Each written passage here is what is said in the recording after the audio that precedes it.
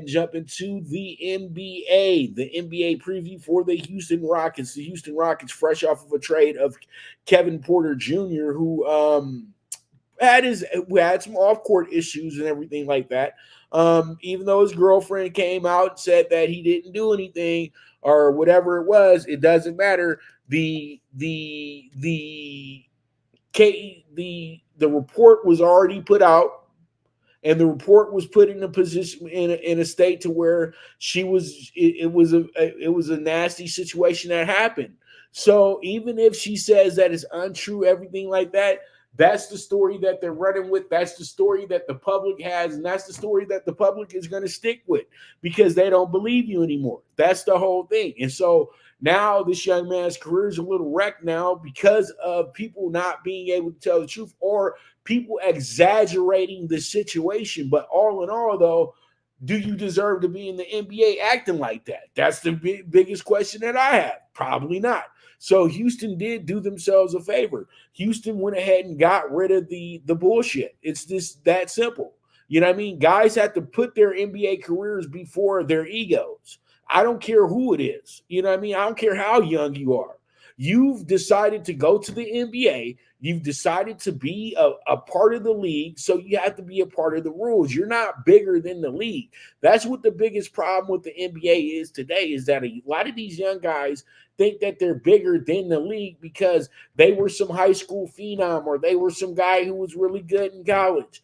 No, it doesn't work like that. And I'm looking at this roster right now. You have a team in this squad, they're young. Okay, they're very young. They got a lot of young players that are very, are very talented, but they're still learning how to win in this league.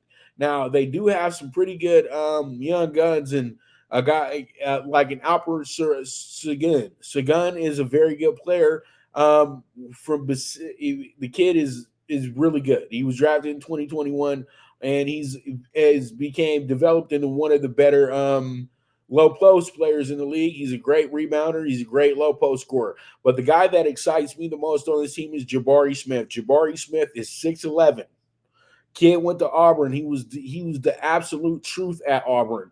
And I feel like he just gets better by the game, and he can play to the big moments that you need superstars to play to. And I feel like Jabari Smith, with a lot of the games that they won last season, Jabari Smith was very instrumental in that their team winning those games. So he's going to have to be more of a force this year to get them to where they really want to go to. And I know they're not going to make the playoffs this year, but they can be a team that does wreak a little bit of havoc, win some really good games, and just keep building. They would be good if they make their real expectations to win 30 games this year. Okay, because they won 17 last year. They were up under 20 games last year. So why don't we try to get 13 games better? Because at the end of the day, you're not going to be able to catch all the way back up. Your team's just not good enough yet. But they do have some players that will be able to step up their games this year, be very crucial to what they're doing. Jalen Green is another guy that everybody's very high on as well too. He was a top pick in the draft as well, and you feel like, hey, Jalen Green should be a guy that can do a lot of good things for this team. But I think, though, at the end of the day, if they can get this guy to do exactly what they envision him to do, and that's going to be Mr. Asur Thompson. That kid is something special, and I feel like he's gonna be, the guy if he wants to be.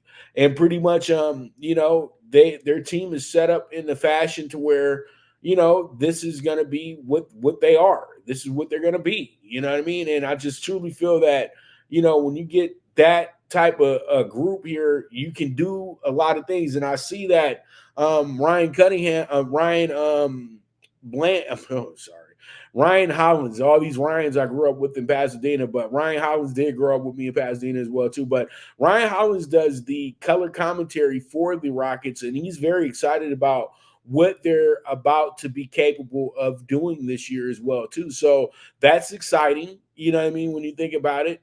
And then you got Dylan Brooks as well too. Dylan Brooks is going to be a key piece to the maturity of this team as well. So there's just a lot of things that you say, okay, there's things that we can work out, and there's things that's going to make this team really be able to set themselves apart from the rest of the NBA. So all in all, that's my take on the Houston Rockets. I got them going over their win total this year, but I don't have them winning more than 30 games this year either, because I know that they're still in the 20s when it comes down to it. Let's get the exact number, though. The Rockets over under for the wins total this year.